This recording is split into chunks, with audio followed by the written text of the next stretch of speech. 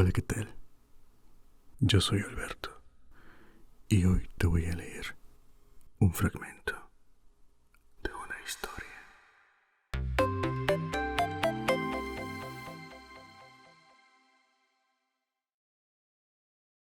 Hoy te presento Contacto, capítulo 8, acceso directo. El teólogo puede dedicarse a la agradable tarea de describir la religión tal como ésta descendió de los cielos, revestida de su pureza original. Al historiador, sin embargo, le cabe una misión más deprimente, como lo es el descubrir la inevitable mezcla de error y corrupción que ella adquirió durante su larga residencia sobre la tierra, en medio de una raza de seres débiles y depravados. Edward Gibbon, Caída del Imperio Romano, 15.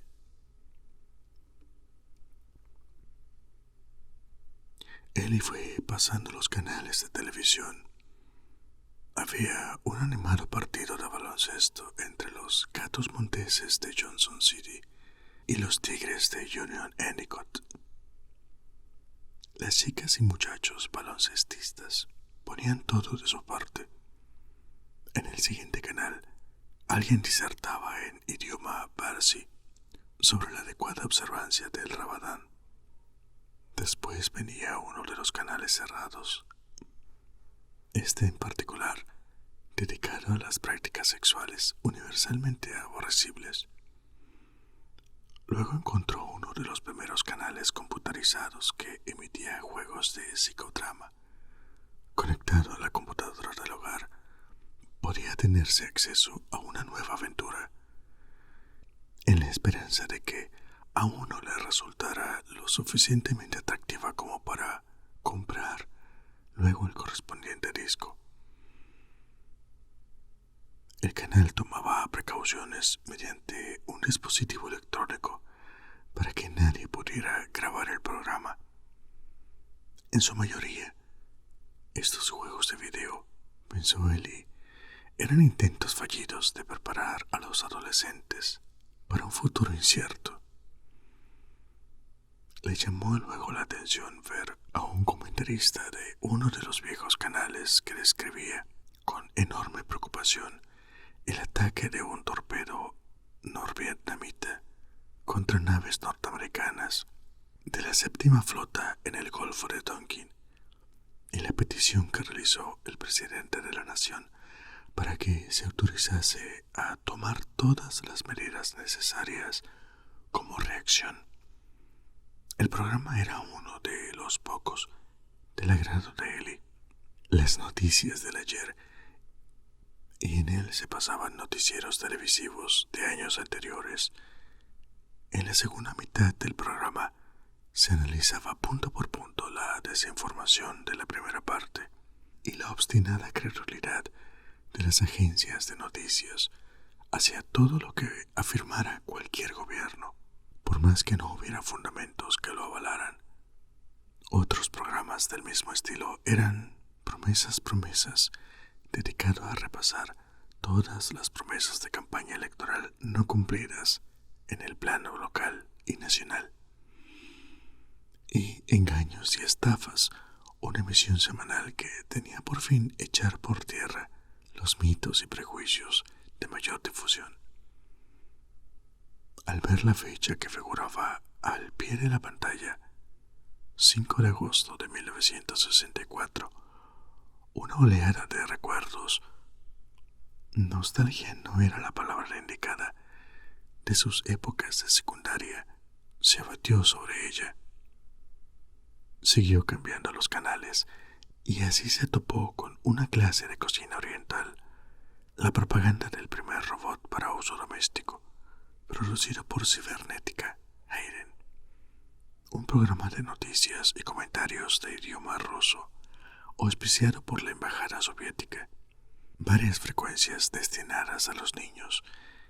El canal de la matemática exhibía en ese momento el nuevo curso de geometría analítica de Cornell, el canal local de las propiedades inmobiliarias y varias execrables telenovelas, hasta que llegó a los canales religiosos, en los que, con sostenido entusiasmo, se debatía el tema del mensaje.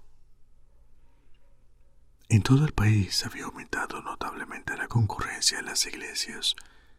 En opinión de Eli, el mensaje era una suerte de espejo en el cual cada persona veía confirmadas o desafiadas sus creencias. Se lo consideraba una reidentificación de doctrinas escatológicas y apocalípticas mutuamente excluyentes. En Perú, Argelia, México, Zimbabue y el Ecuador se llevaban a cabo serias discusiones públicas acerca de si las civilizaciones progenitoras procedían del espacio. Dichas ideas eran atacadas por los colonialistas. Los católicos discutían sobre el estado de gracia extraterrestre. Los protestantes mencionaban posibles misiones anteriores de Cristo a los planetas cercanos y, por supuesto, un regreso a la Tierra. A los musulmanes les preocupaba que el mensaje pudiera contravenir el mandamiento que prohibía las imágenes esculpidas. En Kuwait surgió un hombre que afirmaba ser el imán oculto de los chiitas. Los hebreos hasiristas se dejaron atrapar por el fervor mesiánico. En otras congregaciones de judíos ortodoxos hubo un repentino resurgimiento del interés por Astruc, un fanático temeroso de que el conocimiento pudiese minar la fe, que en 1305 logró que el rabino de Barcelona prohibiera a los menores de 25 años estudiar ciencia o filosofía bajo pena de excomunión. Similares corrientes se advertían en el Islam. Un filósofo tesalonicense de nombre Nicolás Polidemos concitaba atención con argumentos en pro de lo que él denominaba la reunificación de las religiones, gobiernos y pueblos del mundo. Los adversarios comenzaron a dudar del Re. Los que creían en los ovnis organizaron vigilias durante las 24 horas del día en la base de Brooks de la Fuerza Aérea, cerca de San Antonio, donde decían que se guardaban en congeladoras los cuerpos de 4 ocupantes de un platillo volante que se había estrellado en 1947 en la Tierra. En la India se informaba sobre nuevas apariciones de Vishnu y de Amida Buddha en el Japón. En Lourdes se producían centenares de curas milagrosas. Una nueva secta ingresó en Australia, procedente de Nueva Guinea, que predicaba la construcción de réplicas de radiotelescopios para atraer las dádivas de los extraterrestres. La Unión Mundial de Librepensadores consideró que el mensaje constituía una prueba de la no existencia de Dios. La Iglesia mormona habló de una segunda revelación del ángel Moroni. Diferentes grupos lo tomaron como muestra de muchos dioses, de uno o de ninguno. Había quienes predecían el milenio para 1999 como inversión cabalística del 1666, el año que Sabbatai Zevi había fijado para su milenio. Otros optaban por 1996 o 2033, el supuesto aniversario número 2000 del nacimiento o la muerte de Jesús. El gran ciclo de los antiguos mayas habría de culminar en el año 2011, fecha en que, según esta tradición cultural independiente, terminaría el cosmos. La predicción maya y el milenarismo cristiano estaban produciendo una serie de locura apocalíptica en México y América Central.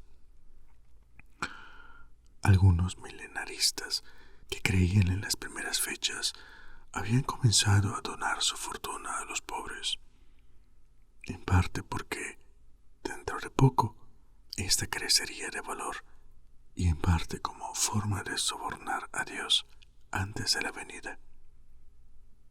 El fanatismo, el terror, la esperanza, el ardiente debate, la oración callada, la generosidad ejemplar, la intolerancia estrecha de miras y la necesidad profunda de nuevas ideas, todo era como una epidemia que recorría febrilmente la superficie del minúsculo planeta Tierra.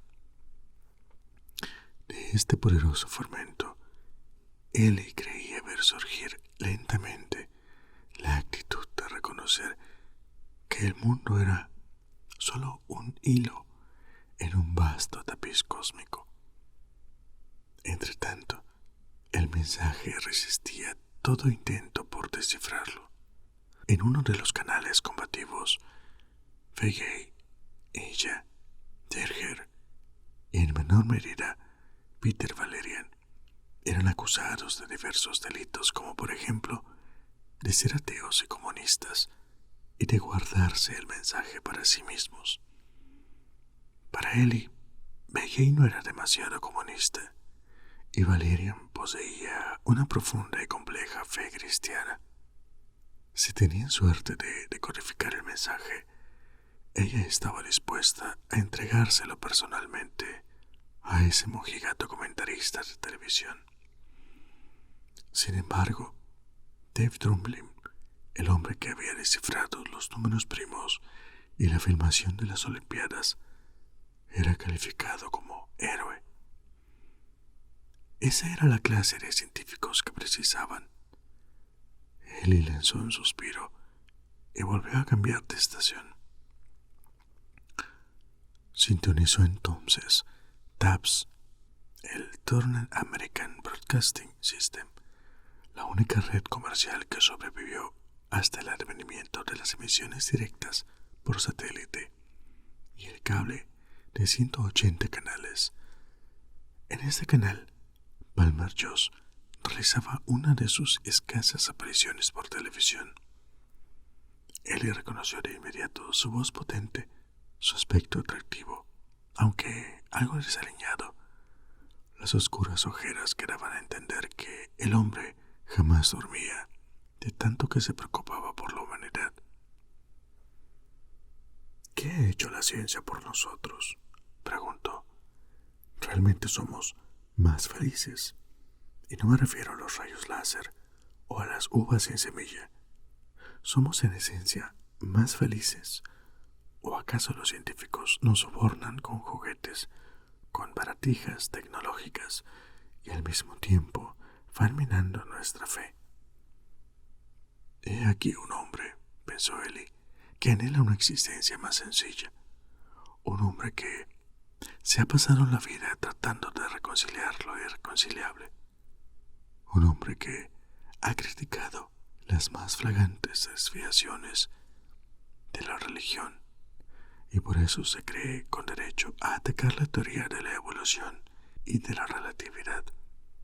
¿Por qué no atacar la existencia del electrón? Palmer Joss jamás vio uno, y la Biblia no habla del electromagnetismo. ¿Por qué entonces creer en los electrones?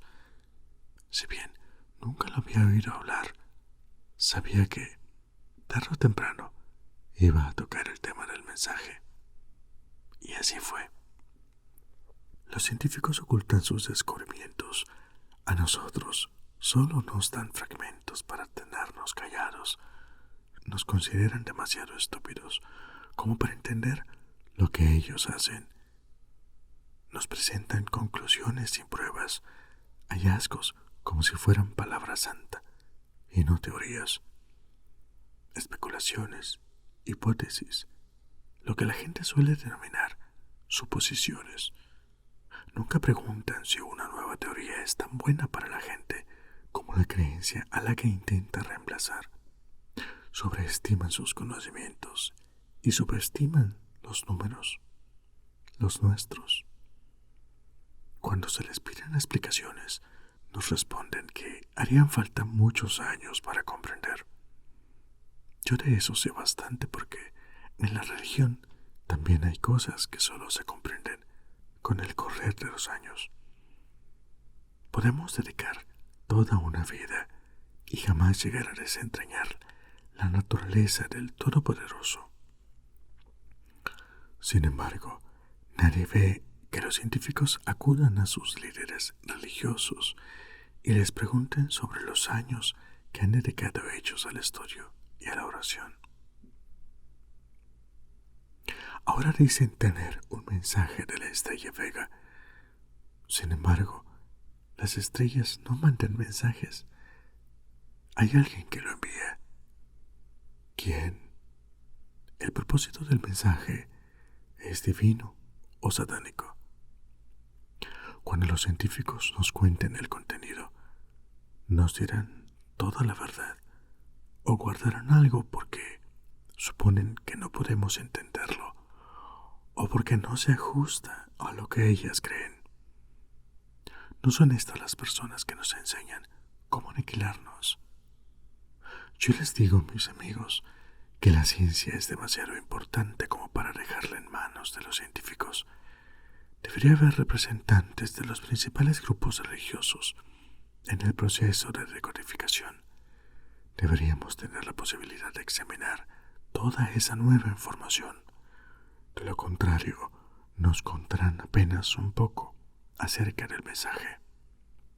Quizás sea lo que realmente creen o no, y no tendremos más remedio que aceptar lo que nos digan.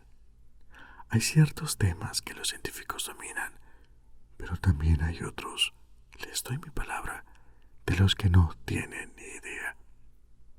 A lo mejor recibieron un mensaje de otro ser del cosmos.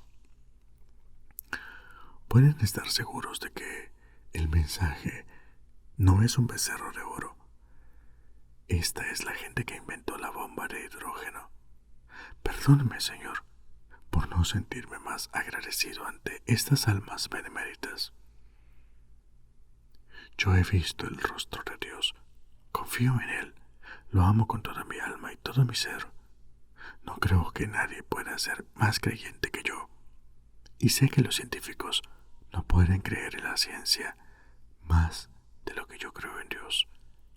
Están dispuestos a renegar de sus verdades cuando aparece una nueva idea y lo hacen con orgullo. Piensan que el saber no tiene límites. Se imaginan que estamos atrapados en la ignorancia hasta el final de los tiempos, que la naturaleza no nos brinda ninguna certidumbre. Newton destronó a Aristóteles, Einstein destronó a Newton, mañana algún otro destronará a Einstein. Apenas terminamos de entender una teoría, otra nueva la reemplaza. No me molestaría mucho si nos hubieran advertido que las ideas viejas eran provisorias. La ley de la gravedad de Newton la llamaban, y aún se denomina así. Pero si se trataba de una ley de la naturaleza, ¿cómo pudo haber estado equivocada? ¿Cómo pudieron desplazarla? Si solo Dios puede abolir las leyes de la naturaleza, no los científicos. Si Albert Einstein tenía razón, entonces Newton era un aficionado, un chapucero. Recuerden que los científicos no siempre entienden bien las cosas. Ellos pretenden despojarnos de nuestra fe, de nuestras creencias, y no nos ofrecen a cambio nada que tenga valor espiritual. Yo no pienso abandonar a Dios porque los científicos hayan escrito un libro y sostengan que es un mensaje de Vega. No voy a idolatrar la ciencia. No voy a desafiar el primer mandamiento. No me voy a postrar ante un becerro de oro. De joven, Palmer Joss llegó a ser muy conocido y admirado por su trabajo en ferias itinerantes. El dato no era ningún secreto, puesto que hasta lo había publicado Newsweek en su biografía. Para ganarse la vida, se hizo tatuar en el torso un mapa de la Tierra en proyección cilíndrica. y solía exhibirse en ferias de atracciones desde Oklahoma hasta Mississippi, uno de los últimos vestigios de la época de entretenimientos rurales ambulantes. En la gran extensión del mar azul estaban los 4 dioses de los vientos, con sus mejillas hinchadas, flexionando los pectorales. Conseguía que soplara el viento norte sobre el Atlántico Medio.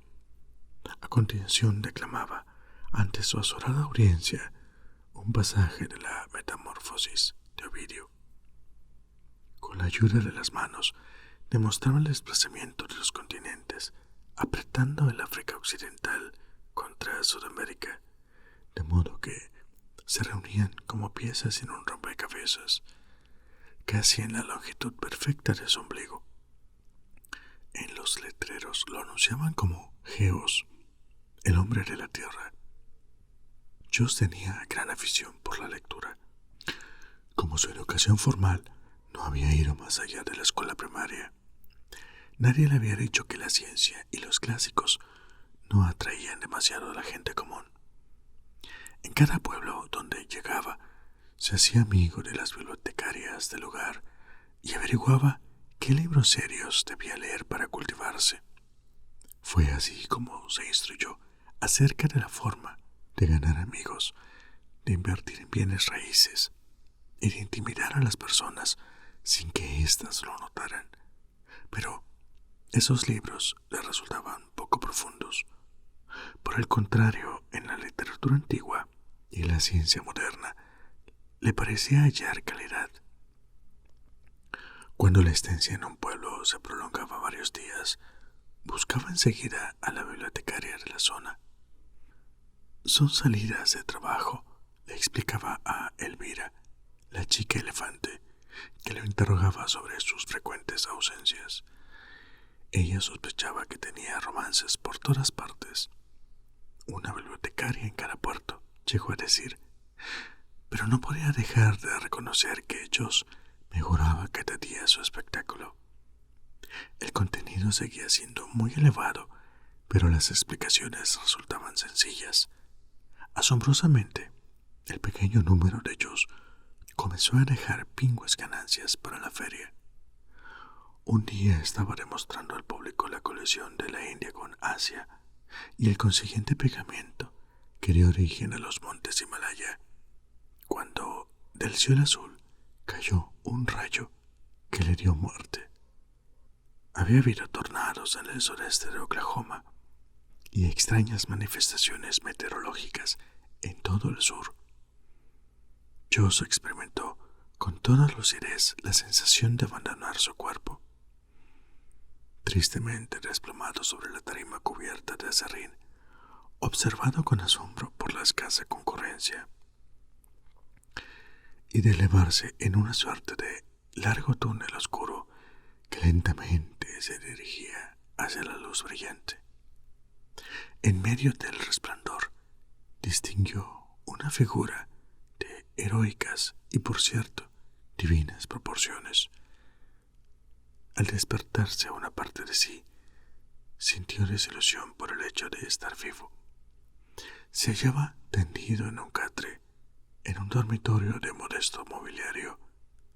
Sobre él se inclinaba el reverendo Billy Joe Rankin, no la persona posteriormente conocida por este nombre, sino su padre, venerable predicador de los últimos años del siglo XX.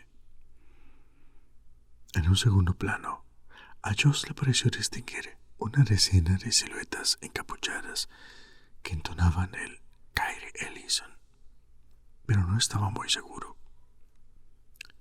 ¿Voy a vivir o morir?, preguntó el joven en un susurro. Las dos cosas, hijo mío, le respondió el reverendo. Muy pronto tuvo la impresión de que comenzaba a descubrir la existencia del mundo, pero, en cierto sentido, esta sensación se oponía a la imagen beatífica que antes había contemplado y la infinita felicidad que esa imagen presagiaba.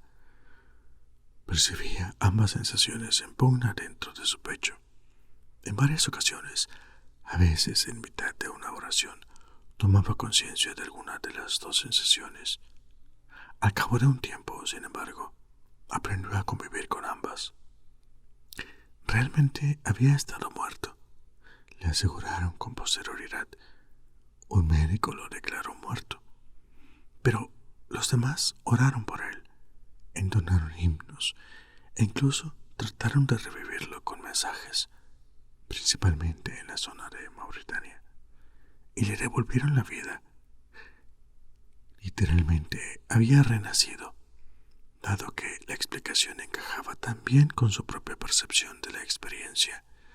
Aceptó de buen grado el relato, convencido de lo importante que había sido el suceso.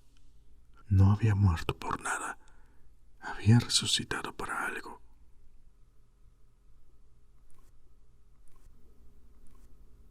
Eso es todo por hoy.